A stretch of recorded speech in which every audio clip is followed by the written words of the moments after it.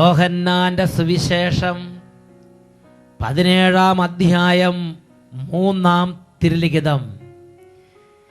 ഏക സത്യ ദൈവമായ അങ്ങയെയും അവിടുന്ന് അയച്ച യേശു ക്രിസ്തുവിനെയും അറിയുക എന്നതാണ് നിത്യജീവൻ എന്നരുളി ചെയ്ത യേശു ക്രിസ്തുവിൻ്റെ ധന്യനാമത്തിൽ നിങ്ങൾക്കേവർക്കും കൃപയും സമാധാനവും. Praise the Lord. ഇന്ന് നാം ചിന്തിക്കുന്നത് ശരീരങ്ങളുടെ ഉയർപ്പ്, മരിച്ചവരുടെ ഉയർപ്പ് എന്നതിനെ കുറിച്ചാണ്. തെസലോനിക്കാർക്ക് എഴുതിയ 1-ാം ലേഖനത്തിൽ 4-ാം അധ്യായത്തിൽ 16-ാം തിരുലിഖിതം. എന്തെന്നാൽ അധികാരപൂർണമായ ആജ്ഞാവചനം കേൾക്കുകയും പ്രധാന ദൂതന്റെ ശബ്ദമുയരുകയും ദൈവത്തിന്റെ കാഹളധ്വനി മുഴങ്ങുകയും ചെയ്യുമ്പോൾ നമ്മുടെ കർത്താവ് സ്വർഗത്തിൽ നിന്ന് ഇറങ്ങി വരികയും കർത്താവിൽ നിദ്ര പ്രാപിച്ചവർ ആദ്യം ഉയർത്തെഴുന്നേൽക്കുകയും ചെയ്യും. Praise the Lord. ഹല്ലേലൂയ. പ്രിയപ്പെട്ട ദൈവമക്കളെ, ഇന്ന് ഈ മണിക്കൂറിൽ ഇതാ എന്നെയും നിങ്ങളെയും നിത്യതയിലേക്ക് തൊട്ടുണർത്താൻ ദൈവമായ കർത്താവ് കരുണ ചൊരിയുന്ന നിമിഷങ്ങളാണ്. ജ്ഞാനത്തിൻ്റെ പുസ്തകം 9-ാം അധ്യായം 17-ാം തിരുലിഖിതം. കർത്താവേ, അങ്ങയുടെ ജ്ഞാനത്തെയും പരിശുദ്ധാത്മാവിനെയും ഉന്നതങ്ങളിൽ നിന്ന് അയക്കുന്നില്ലെങ്കിൽ അങ്ങയുടെ ഹിതം ആരറിയും? ഈ നിമിഷങ്ങളിൽ എളിമയോടെ നമുക്ക് പ്രാർത്ഥിക്കാം. ദൈവമേ, എൻ്റെ ജീവിതത്തെക്കുറിച്ചുള്ള അങ്ങയുടെ ഹിതം എനിക്ക് വെളിപ്പെട്ട് കിട്ടണം. ഈ വചനങ്ങൾ കേൾക്കുമ്പോൾ, ആത്മാവും ജീവനുമായ അങ്ങയുടെ തിരുവചനങ്ങൾ കേൾക്കുമ്പോൾ എന്നിലെ അന്ധകാരങ്ങൾ വിട്ടൊഴിയണം, രോഗങ്ങൾ സൗഖ്യപ്പെടണം, പൈശാചിക പീഡകൾ കൂട്ടത്തോടെ ഓടി മറയണം, അത്ഭുതങ്ങളും അടയാളങ്ങളും സംഭവിക്കണം. അതിനുവേണ്ടി പരിശുദ്ധാത്മാവിനെ അയക്കണമേ. 2 കരങ്ങൾ ഉയർത്തി എല്ലാവരും സ്തുതിക്കട്ടെ. ഈ ശുശ്രൂഷകളിൽ പങ്കുചേരുന്ന ഓരോ മകൻ്റെ മേലും, ഓരോ മകളുടെ മേലും, ബാലികാബാലന്മാരുടെ മേലും, വിദ്യാർത്ഥികളുടെ മേലും, എല്ലാ രോഗികളുടെ മേലും, വലിയ തകർച്ചയിലും മനോവേദനയിലും ആത്മഹത്യാ ചിന്തകളിലും കുറ്റബോധത്തിലും വലിയ നെടുവീർപ്പിലും വിലാപത്തിലിരിക്കുന്ന ഓരോരുത്തരുടെ മേൽ, ഓരോ സമൂഹങ്ങളുടെ മേൽ, ഓരോ കുടുംബങ്ങളുടെ മേൽ, വംശങ്ങളുടെ മേൽ, ജനതകളുടെ മേൽ, ദേശങ്ങളുടെ മേൽ ദൈവത്തിൻ്റെ അതിശയശക്തി ഇറങ്ങട്ടെ. Hallelujah, hallelujah, hallelujah. ഓ ദൈവമേ, സ്വർഗം തുറക്കപ്പെടുന്ന അനുഭവം, അത്ഭുത ശക്തി വ്യാപരിക്കുന്ന അനുഭവം, യേശുവിൻ്റെ നാമത്തിന് ശക്തി മിന്നൽ പിണരുകൾ പോലെ പ്രവഹിക്കുന്ന ഒരു അനുഭവം ഇപ്പോൾ സമൂഹങ്ങളിലേക്ക് നൽകണമേ. യേശുവിൻ്റെ നാമത്തിൽ രോഗത്തിൻ്റെ കെട്ടുകൾ അഴിയട്ടെ. യേശുവിൻ്റെ നാമത്തിൽ പൈശാചിക പീഡകൾ വിട്ടുപോകട്ടെ. യേശുവിൻ്റെ നാമത്തിൽ ആത്മീയ ബന്ധനങ്ങൾ തകരട്ടെ. യേശുവിൻ്റെ നാമത്തിൽ നിരീശ്വര ചിന്ത വിട്ടുപോകട്ടെ. ഈ ദൈവമക്കളെ പീഡിപ്പിക്കുകയും ഉപദ്രവിക്കുകയും ചെയ്യുന്ന എല്ലാ ദുരാത്മസേനകളും അന്ധകാര പീഡകളും നസറേനായ യേശുനാമത്തിൽ വിട്ടുമാറി പോകട്ടെ. Hallelujah, hallelujah, hallelujah, hallelujah. പരിശുദ്ധാത്മാവിൻ്റെ ഉന്നത അഭിഷേകം, ജ്ഞാനത്തിൻ്റെ അഭിഷേകം, സൗഖ്യത്തിൻ്റെ അഭിഷേകം, കൃപയുടെ അഭിഷേകം, ഉണർവിൻ്റെ അഭിഷേകം, പ്രാർത്ഥനയുടെ അഭിഷേകം, വിശുദ്ധിയുടെ അഭിഷേകം നിറയട്ടെ, നിറയട്ടെ. Hallelujah, hallelujah. യേശുവേ ആരാധന, ആരാധന. യേശുവേ ആരാധന, ആരാധന. യേശുവേ ആരാധന, ആരാധന. യേശുവേ ആരാധന, യേശുവേ ആരാധന. യേശുവേ സ്തോത്രം, യേശുവേ നന്ദി. ഹല്ലേലൂയ. ശരീരങ്ങളുടെ ഉയർപ്പ്, മരിച്ചവരുടെ ഉയർപ്പ്, ഇത് ബൈബിളിലെ അടിസ്ഥാനപരമായ ഒരു പ്രബോധനമാണ്. യേശുവിൻ്റെ പ്രബോധനങ്ങളിലെ കാതലായ ഒരു പ്രബോധനമാണ് ഞാൻ അവസാന വിധി ദിവസം അവരെ ഉയർപ്പിക്കും എന്നുള്ള പ്രബോധനം. ഹല്ലേലൂയ, യേശുവേ സ്തോത്രം.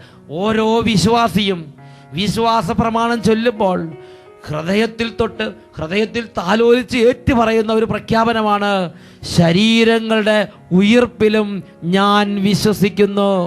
I believe in the resurrection of body. ശരീരങ്ങളുടെ ഉയർപ്പിലും ഞാൻ വിശ്വസിക്കുന്നു.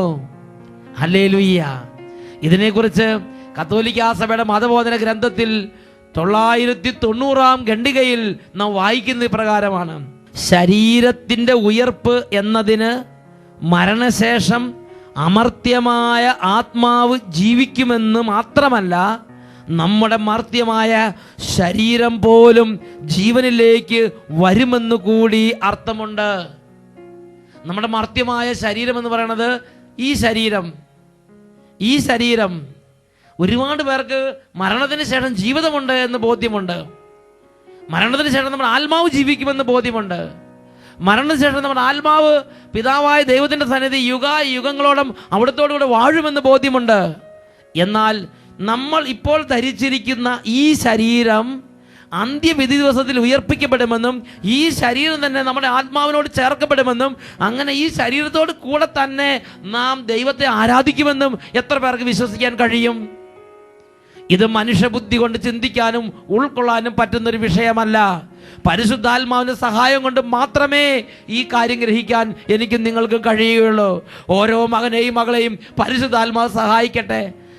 തൻ്റെ വിശുദ്ധ ലിഖിതങ്ങൾ പ്രവേശിക്കാൻ തക്ക വിധം അവിടെ നിങ്ങളുടെ ഹൃദയങ്ങൾ തുറക്കട്ടെ എന്ന് യേശുവിന്റെ നാമത്തിൽ ഞാൻ പ്രാർത്ഥിക്കുന്നു. ഹല്ലേലൂയ. പ്രിയപ്പെട്ട സഹോദരങ്ങളെ, നമ്മുടെ മനുഷ്യബുദ്ധി കൊണ്ട് നമുക്കൊന്ന് ചിന്തിച്ച് നോക്കാം. ഈ ഭൂമിയിൽ നമ്മൾ 10-30 വർഷം, 10-60 വർഷം, 10-100 വർഷം ജീവിച്ചു. അതിനുശേഷം നമ്മൾ മരിക്കുകയാണ്. മരിക്കുമ്പോൾ നമ്മുടെ ആത്മാവ് ഈ ശരീരത്തിൽ നിന്ന് വേർപെടുന്നു. നമുക്ക് ശരീരമുണ്ട്, ആത്മാവുണ്ട്. ഇത് നമ്മൾ ഇതിനു മുമ്പുള്ള ക്ലാസ്സുകളിൽ കേട്ടിട്ടുള്ളതാണ്. മരണത്തോടുകൂടെ ഈ ആത്മാവ് ശരീരത്തിൽ നിന്ന് വേർപെട്ട് പോകുന്നു. ശരീരം പൊടിയിലേക്ക് പോകുന്നു, ആത്മാവ് നിത്യതയിലേക്ക് പോകുന്നു. ഇത്രയും വിശ്വസിക്കാൻ നമുക്ക് ബുദ്ധിമുട്ടില്ല. ഇനി ഈ നമ്മളിവിടെ വിട്ടിട്ട് പോകുന്ന ശരീരത്തിൻ്റെ സ്ഥിതി എന്താണ്? അത് മണ്ണിൽ മറവ് ചെയ്യുകയാണെങ്കിൽ അത് ജീർണിച്ചു പോകും. അത് ദഹിപ്പിക്കുകയാണെങ്കിൽ അത് ചാരമായി പോകും. സമുദ്രത്തിലോ മറ്റ് വെളിമ്പ്രദേശത്ത് എവിടെയെങ്കിലും നഷ്ടപ്പെട്ടു പോവുകയാണെങ്കിൽ അവിടെ മത്സ്യങ്ങളോ മറ്റ് വന്യമൃഗങ്ങളോ അതിനെ പിശിച്ചീന്തി അതിനെ തിന്നു തീർക്കും. ഇതാണ് ഈ ഭൂമിയിൽ ഉപേക്ഷിക്കുന്ന ശരീരത്തിൻ്റെ സ്ഥിതി. ഇതിനെക്കുറിച്ച് catechism of the Catholic church, കത്തോലിക്ക സഭയുടെ മതബോധന ഗ്രന്ഥത്തിൽ 997 ഖണ്ഡികയിൽ പറയുന്ന പ്രകാരമാണ്: മരണത്തിൽ ആത്മാവ് ശരീരത്തിൽ നിന്നുള്ള വേർപാടിൽ മനുഷ്യ ശരീരം ജീർണിക്കുന്നു. ആത്മാവ് ദൈവത്തെ കണ്ടുമുട്ടാനായി യാത്രയാവുന്നു. ഇത്രയും നമുക്ക് മനസ്സിലായി. ആത്മാവ് ദൈവത്തെ കണ്ടുമുട്ടാൻ പോകുന്നു, ശരീരം മണ്ണിൽ പൊടിയിലേക്ക് പോകുന്നു. ഈ മണ്ണിൽ നിന്ന് എടുത്തുകൊണ്ട് അത് മണ്ണിലേക്ക് മടങ്ങി അത് പൊടിയായി പോകുന്നു, ധൂളിയായി പോകുന്നു. ദൈവം തൻ്റെ സർവാതീത ശക്തി കൊണ്ട് നമ്മുടെ ശരീരങ്ങളെ നമ്മുടെ ആത്മാക്കളോട് വീണ്ടും ചേർത്തുകൊണ്ട് നമ്മുടെ ശരീരങ്ങൾക്ക് അനശ്വരമായ ജീവൻ പ്രദാനം ചെയ്യും. ഇതാണ് സഭയുടെ വിശ്വാസം. ഇതാണ് വചനം പഠിപ്പിക്കുന്നത്. ഇത് ഉൾക്കൊള്ളാൻ എൻ്റെയും നിങ്ങളുടെയും ഹൃദയം തുറന്നിട്ടുണ്ടോ? ഇത് ഞാനും നിങ്ങൾ ഗ്രഹിക്കുന്നുണ്ടോ?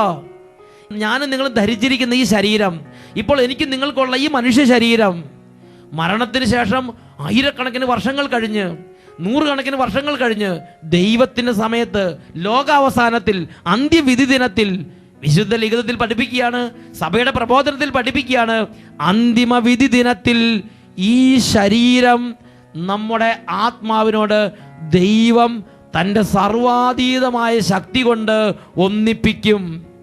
മരണം വഴി വേർപെട്ടു പോകുന്ന നമ്മുടെ ആത്മാവും ഈ ഭൂമിയിൽ ഉപേക്ഷിച്ച് പോയി ജീർണിച്ച് പൊടിയായി പോകുന്ന ഈ ശരീരവും ലോകാവസാനത്തിൽ ദൈവത്തിൻ്റെ സർവാതീതമായ ശക്തി കൊണ്ട് വീണ്ടും ഒന്നിക്കും.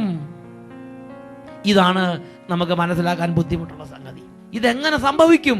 ഒരുപാട് പേര് ചിന്തിക്കുകയാണ്. റോമാലേഖനത്തിൽ 8-ാം അധ്യായം 11-ാം വാക്യത്തിൽ ഇതിനെക്കുറിച്ച് ബൈബിൾ പഠിപ്പിക്കുന്നുണ്ട്. യേശുവിനെ മരിച്ചവരിൽ നിന്ന് ഉയർപ്പിച്ചവന്റെ ആത്മാവ് നിങ്ങളിൽ വസിക്കുന്നുണ്ടെങ്കിൽ, യേശു ക്രിസ്തുവിനെ മരിച്ചവരിൽ നിന്ന് ഉയർപ്പിച്ചവൻ നിങ്ങളുടെ മർത്യ ശരീരങ്ങൾക്കും നിങ്ങളിൽ വസിക്കുന്ന തൻ്റെ ആത്മാവിനാൽ ജീവൻ പ്രദാനം ചെയ്യും.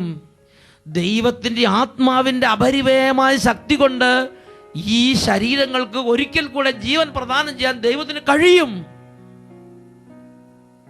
വിശ്വസിക്കാൻ പ്രയാസം തോന്നുന്നുണ്ട്, ഉൾക്കൊള്ളാൻ ബുദ്ധിമുട്ട് തോന്നുന്നുണ്ട്. ഇത് ഗ്രഹിക്കാൻ വീണ്ടും ഇതാ എസെക്കിയേൽ പ്രവചനത്തിലൊരു ഭാഗം കർത്താവ് നമുക്ക് നൽകുകയാണ്. എസെക്കിയേൽ പ്രവാചകന്റെ ഗ്രന്ഥത്തിൽ 37-ാം അധ്യായം 1 തൊട്ട് 10 വരെയുള്ള തിരുലിഖിതങ്ങൾ.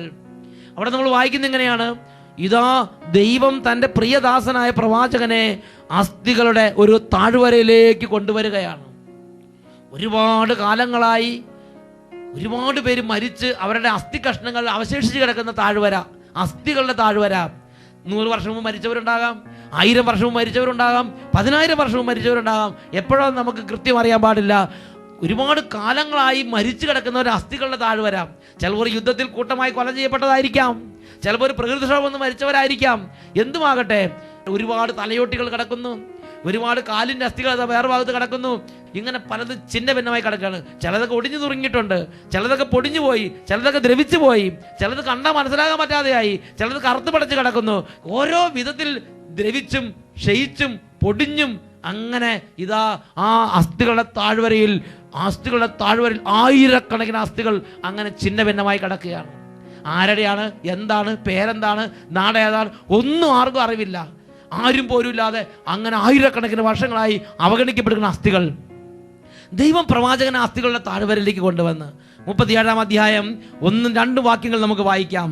കർത്താവ് തൻ്റെ ആത്മാവിനാൽ എന്നെ നയിച്ച് അസ്ഥികൾ നിറഞ്ഞ താഴ്വരയിൽ കൊണ്ടുവന്ന് നിർത്തി. അവിടുന്ന് എന്നെ അവയുടെ ചുറ്റും നടത്തി. അവ വളരെ ഏറെ ഉണ്ടായിരുന്നു, അവ ഉണങ്ങി വരണ്ടിരുന്നു. അപ്പോൾ ഉണങ്ങി വരണ്ട് ദ്രവിച്ച് പൊടിഞ്ഞു കിടക്കുന്ന അസ്ഥികൾ ആരുടെയാണ്, എന്താണ്, എന്തുകൊണ്ട് അവിടെ ഇങ്ങനെ കൂടിക്കിടക്കണം അറിയാൻ പാടില്ല. അസ്ഥികളുടെ താഴ്വര. എന്നിട്ട് പ്രവാചകനോട് ദൈവം ചോദിക്കുകയാണ്, അല്ലയോ പ്രവാചക, ഈ അസ്ഥികൾക്ക് ജീവിക്കാൻ കഴിയുമോ? അപ്പോൾ പ്രവാചകൻ എളിമയോടെ പറഞ്ഞു, പ്രഭോ, ദൈവമേ, അങ്ങേക്ക് അറിയാമല്ലോ.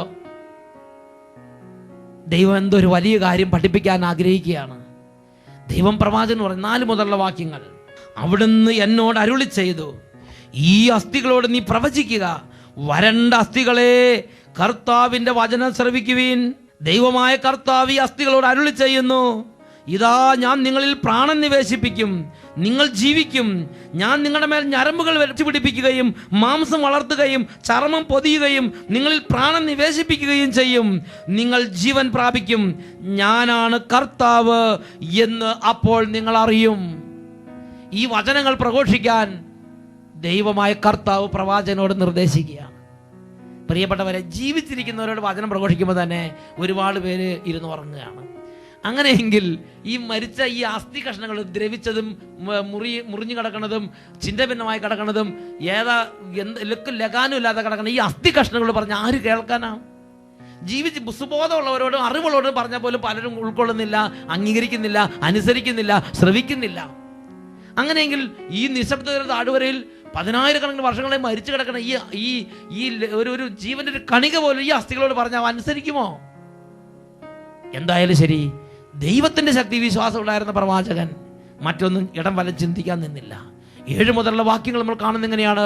പ്രവാചകൻ ആ അസ്ഥികളോട് കൽപ്പിച്ചു. ആ അസ്ഥികളോട് പ്രവാചകൻ ദൈവം പറഞ്ഞ വാക്കുകളെ, വചനങ്ങളെ പ്രഘോഷിച്ചു. അവിടെ വലിയ അത്ഭുതം ദൈവമായ കർത്താവിന്റെ വചനത്തിന്റെ ശക്തിയാൽ സംഭവിക്കുകയാണ്. 37-ാം അധ്യായം 7-8 തിരുലിഖിതങ്ങൾ. ഞാൻ പ്രവചിച്ചപ്പോൾ ഒരു ശബ്ദമുണ്ടായി, ഒരു കിരുകിരാ ശബ്ദം. വേർപെട്ടു പോയ അസ്ഥികൾ തമ്മിൽ കൂടിച്ചേർന്നു. ഞാൻ നോക്കിയപ്പോൾ ഞരമ്പും മാംസവും അവയുടെ മേൽ വന്നിരിക്കുന്നു, ചർമ്മം അവയെ പൊതിയുന്നു, എന്നാൽ അവയ്ക്ക് പ്രാണൻ ഉണ്ടായിരുന്നില്ല. 7-8 വാക്യങ്ങൾ ഒരു മഹാസംഭവം നടക്കുകയാണ്.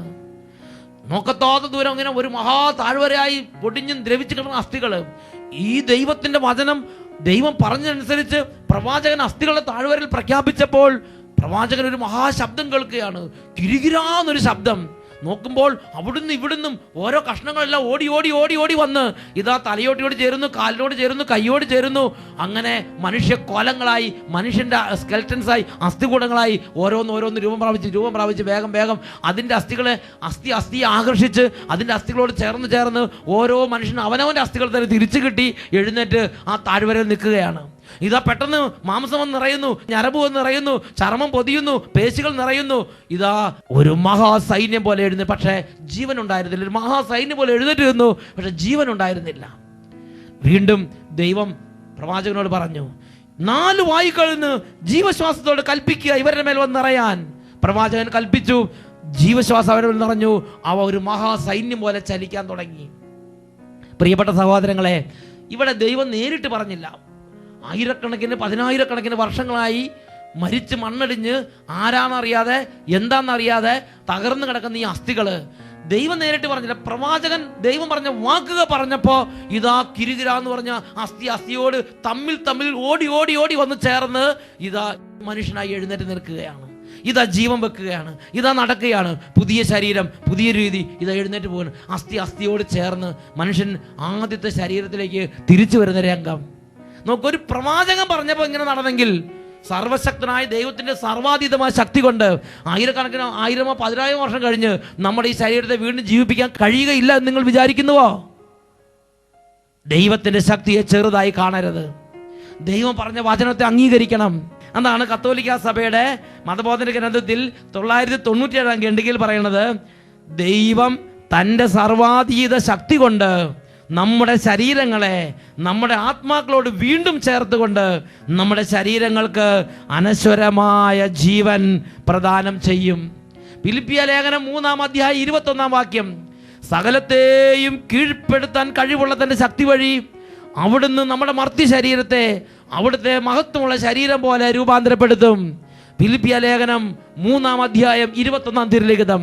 റോമാലേഖനം 8-ാം അധ്യായം 11-ാം വാക്യം നമ്മൾ വായിച്ചതാണ്, യേശുവിനെ മരിച്ചവരിൽ നിന്ന് ഉയർപ്പിച്ചവന്റെ ആത്മാവ് നിങ്ങളിൽ വസിക്കുന്നുണ്ടെങ്കിൽ, ആ ആത്മാവ് നിങ്ങളിലേക്ക് വന്നാൽ യേശു ക്രിസ്തുവിനെ ഉയർപ്പിച്ചവൻ നിങ്ങളുടെ മർത്യ ശരീരങ്ങൾക്കും നിങ്ങളിൽ വസിക്കുന്നതിന്റെ ആത്മാവിനാൽ ജീവൻ പ്രദാനം ചെയ്യും.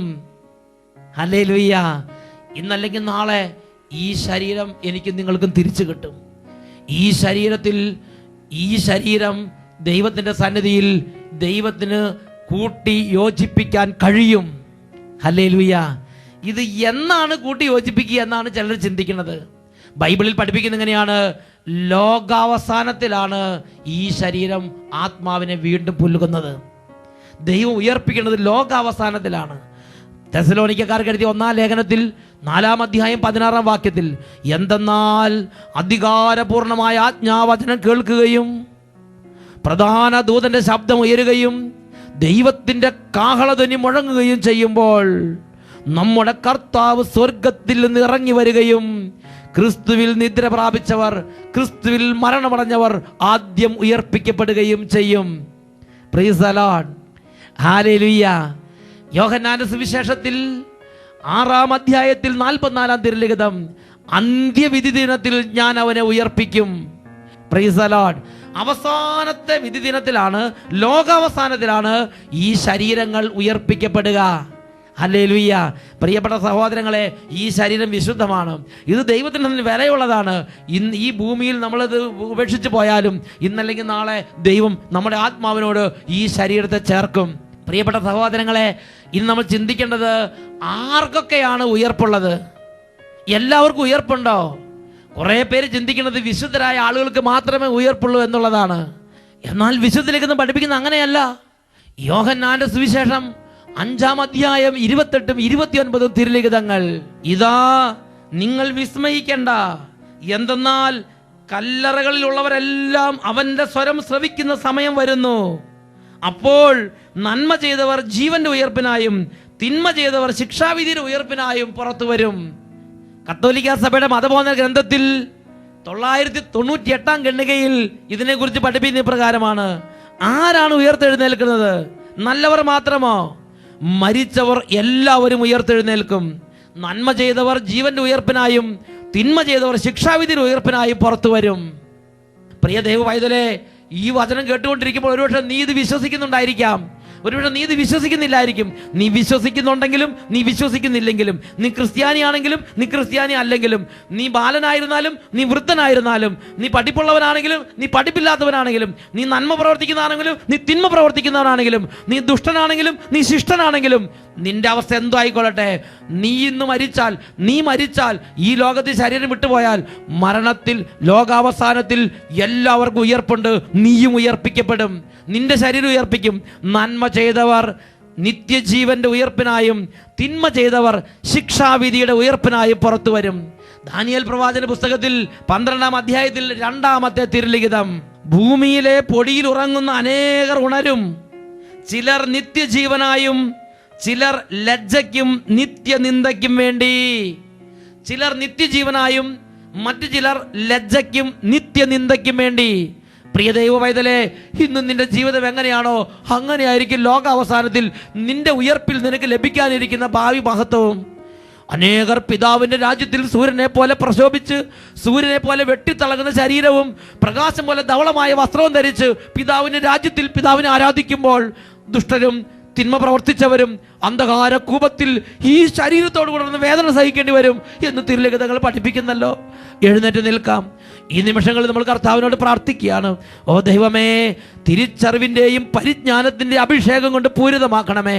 കൊരിന്ത്യൻകാർക്ക് എഴുതിയ 1-ാം ലേഖനത്തിൽ 8-ാം അധ്യായത്തിൽ 2-ാം തിരുലിഖിതം, അറിവുണ്ടെന്ന് ഭാവിക്കുന്നവർ അറിയേണ്ടത് അറിയുന്നില്ല. ജോബിന്റെ പുസ്തകം 11-ാം അധ്യായം 12-ാം വാക്യം, കാട്ടുകഴുതര കുട്ടി മനുഷ്യനായി പിറക്കുമ്പോൾ മൂടൻ ബുദ്ധിമാനായി മാറും. ജോബിന്റെ പുസ്തകം 13-ാം അധ്യായം 28-ാം തിരുലിഖിതം, ചീഞ്ഞളിഞ്ഞ പദാർത്ഥം പോലെയും ചിതൽ തന്ന വസ്ത്രം പോലെയും അഹോ മനുഷ്യൻ നശിച്ചു പോകുന്നല്ലോ. എല്ലാവരും സ്തുതിക്കട്ടെ. Hallelujah, hallelujah. അഭിഷേകത്തിന്റെ അത്ഭുത ശക്തി ഹൃദയങ്ങളിലേക്ക് വ്യാപരിക്കട്ടെ. ഈ ശരീരവും ഈ ആത്മാവും നിത്യതയ്ക്ക് വേണ്ടി ദൈവം മുദ്ര ചെയ്തതാണല്ലോ. അഭിഷേകം നിറയട്ടെ കർത്താവേ. Hallelujah, hallelujah. പാപത്തിന്റെ കെട്ടുകൾ അഴിയട്ടെ, തഴക്കദോഷത്തിന്റെ കെട്ടുകൾ അഴിയട്ടെ, തിന്മയുടെ ബന്ധനങ്ങൾ അഴിയട്ടെ. ഈ ശരീരത്തെ വിശുദ്ധമായി സൂക്ഷിക്കാൻ, ഈ ആത്മാവിനെ പൊടിയും കറയും കളങ്കവും കൂടാതെ നിർമ്മലമായി സൂക്ഷിക്കാൻ, ആത്മ ശരീര നൈർമല്യങ്ങളോടെ ഈ ഭൂമിയിൽ ജീവിക്കാൻ അഭിഷേകം ഓരോ മകനും ഓരോ മകൾക്കും ഓരോ കുഞ്ഞിനും ഓരോരുത്തർക്കും ഇപ്പോൾ ലഭിക്കട്ടെ. Hallelujah, hallelujah. യേശുവേ ആരാധന, ആരാധന. യേശുവേ ആരാധന, ആരാധന. യേശുവേ ആരാധന. യേശുവേ സ്തോത്രം. യേശുവേ നന്ദി. Praise the Lord. തെസ്സലോനിക്കക്കാർക്ക് എഴുതിയ 1-ാം ലേഖനം 4-ാം അധ്യായം 16-ാം തിരുലിഖിതം, എന്തെന്നാൽ അധികാരപൂർണമായ ആജ്ഞാവചനം കേൾക്കുകയും പ്രധാന ദൂതന്റെ ശബ്ദമുയരുകയും ദൈവത്തിൻ്റെ കാഹളധ്വനി മുഴങ്ങുകയും ചെയ്യുമ്പോൾ നമ്മുടെ കർത്താവ് സ്വർഗത്തിൽ നിന്ന് ഇറങ്ങി വരികയും ക്രിസ്തുവിൽ മരണമടഞ്ഞവർ ആദ്യം ഉയർത്തെഴുന്നേൽക്കുകയും ചെയ്യും. Praise the Lord.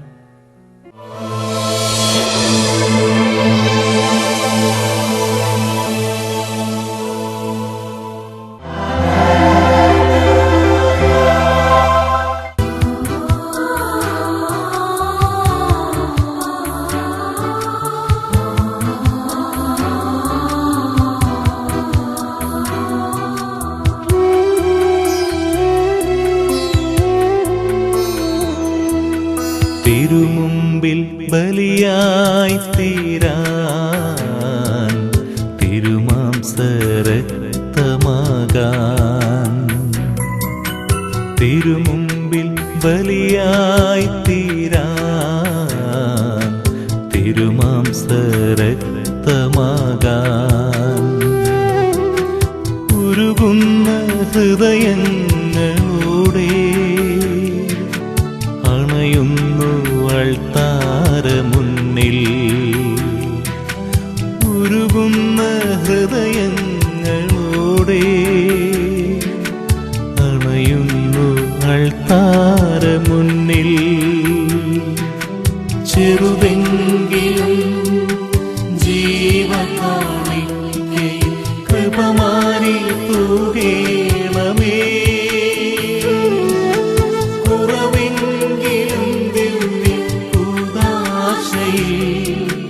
ഒരു പങ്കു നൽകേണമേ.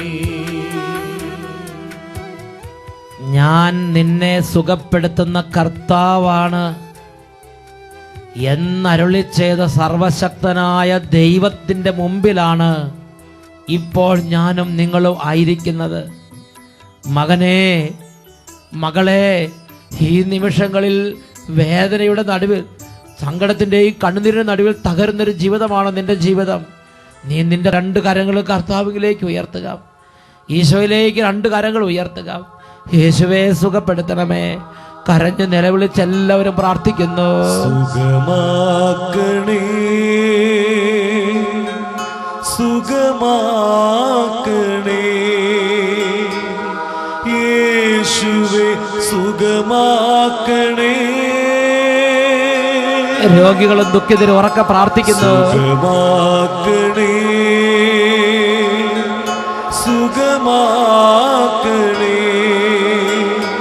യേശുവേ സുഖമാക്കണേ. എല്ലാ കുട്ടികളും സകലരും ഒന്നിച്ച് പ്രാർത്ഥിക്കുന്നു. സുഖമാക്കണേ, സുഖമാക്കണേ. യേശുവേ സുഖമാക്കണേ. കരങ്ങൾ ഉയർത്തി സ്തുതിക്കുന്നു. Hallelujah, hallelujah, hallelujah, hallelujah. ഓ ദൈവമേ, അവിടുന്ന് തൊടണമേ, അവിടുന്ന് സൗഖ്യം നൽകണമേ, അവിടുന്ന് ഇടപെടണമേ കർത്താവേ. അത്ഭുതങ്ങൾ ചെയ്യണമേ, എല്ലാ രോഗക്കെട്ടുകൾ അഴിക്കണമേ, കണ്ണുനീര് ഒപ്പിയെടുക്കണമേ, തകർച്ചകളെ നീക്കണമേ. Hallelujah, hallelujah, hallelujah, hallelujah.